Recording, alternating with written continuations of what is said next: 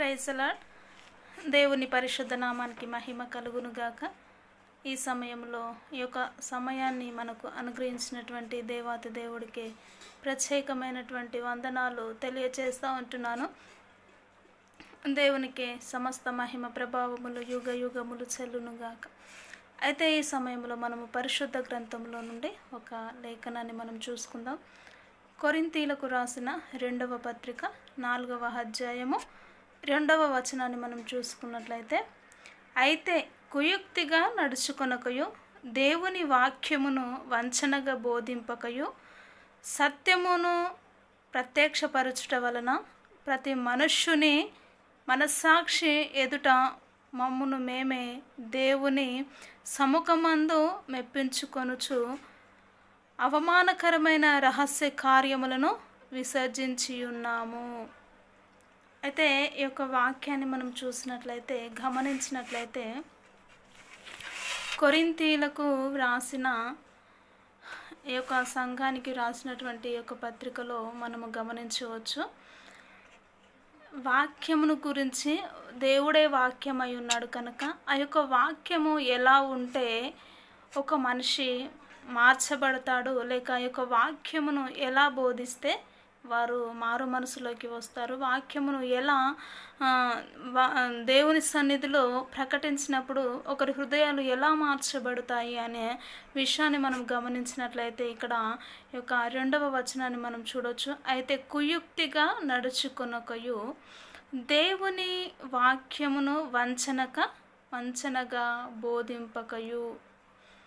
కుయుక్తి అనగా లోపల ఒకటి పెట్టుకొని బయట ఒకటి మాట్లాడేదాన్ని కుయుక్తి అంటారు, లేక ఈర్ష లేక అసూయ అనే దానికి కూడా అది వర్తిస్తూ ఉంటుంది.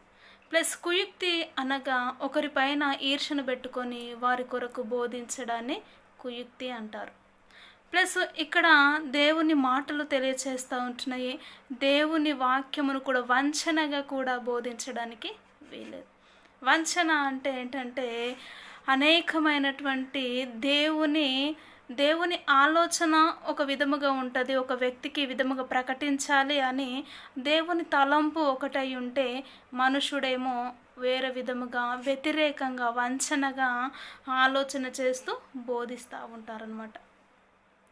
అయితే కుయుక్తి చేత వంచన చేత ఈ యొక్క వాక్యాన్ని బోధించినప్పుడు ప్రజల్లో మనము పరిపక్వతను చూడలేము. వారు నిత్య జీవానికి వారిని వారసులుగా చేయడానికి మనము ఆ యొక్క మార్గంలో నడిపించము.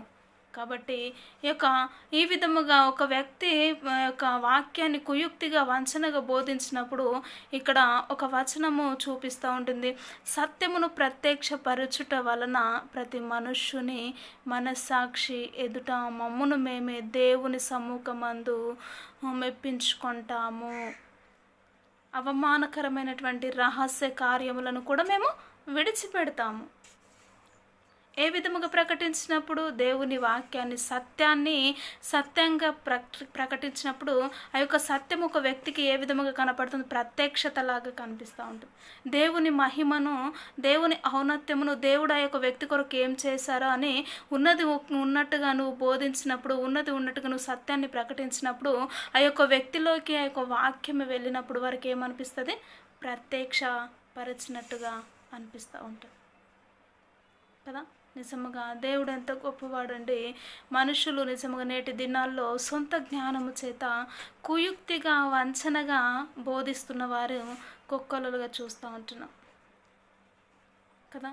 ఎలా అంటే మనుషుల స్వభావములను బట్టి, మనుషుల్లో ఉంటున్న వారి బలహీనతలను బట్టి రెఫరెన్స్ తీసుకొని వాక్యాలను బోధిస్తున్న వారు వారిని బలహీనపరిచే స్థితిలో ఇంకనూ ఉంటున్నారు. కానీ దేవుడు అలా మాట్లాడటం లేదు. కానీ నువ్వు సత్యమును ప్రత్యక్షపరిచినప్పుడు వారు ఏదైతే రహస్య కార్యములు ఏవైతే చేస్తారో దేవుని సముఖమందు వారు ఆ యొక్క పాపములను విడిచిపెట్టి దేవుణ్ణి వెంబడిస్తారు.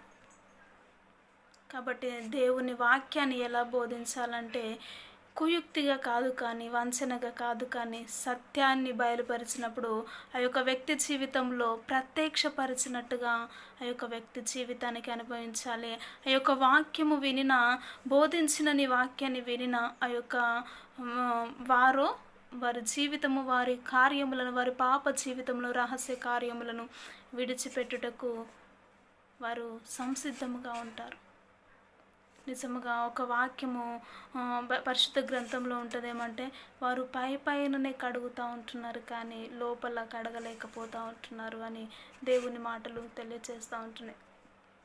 నిజముగా పైన బురదనే పైననే కడగడానికి వీల్లేదు, కానీ దేవుని పరిశుద్ధాత్మ నడిపింపు ద్వారా నువ్వు సత్యమును ఎప్పుడైతే బోధిస్తావో వారిలో ఉంటున్న రహస్య హృదయము, రహస్య కార్యములను అద్భుతముగా దేవుడు ఆయన సమ్ముఖమందు అనగా ఆయన దేవుని సన్నిధిలో ఒప్పుకొని విడిచిపెడతాము అని కొరింథీయులకు రాసిన పత్రికలో ఈ యొక్క సంఘము ద్వారా దేవుడు నీతో నాతో మాట్లాడుతుంటున్నారు.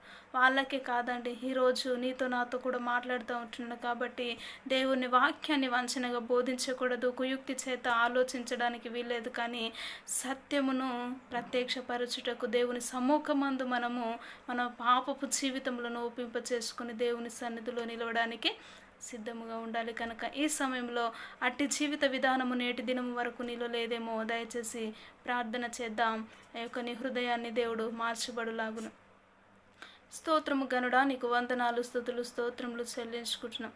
నిత్యమైనటువంటి నీ కృపలో దేవ మీరు వాత్సల్యతను చూపుచు, కుయుక్తి చేత కాదు, వంచన చేత కాదు, నీ పరిశుద్ధాత్మ నడిపింపు ద్వారానే ప్రత్యక్షపరచుటకు దేవ నీ యొక్క వాక్యాన్ని బోధించినప్పుడు నీ సమ్ముఖమందు ప్రతి పాపమును ప్రభు ఒప్పింప చేసుకొని విడిచిపెట్టగల ఆయా స్వభావమును ప్రతి వారికి మీరు అనుగ్రహిస్తారు. కనుక అట్టి ప్రభ సత్యవాక్యాన్ని ప్రతి వారు బోధించగల కృపను, ధన్యతను తండ్రి మీరే అనుగ్రహించి నీ నామానికి మహిమ తెచ్చుకోమంటూ యేసుక్రీస్తు ఉన్నతమైనటువంటి నామములో ప్రార్థించి అడిగి వేడుకుంటున్నాము తండ్రి.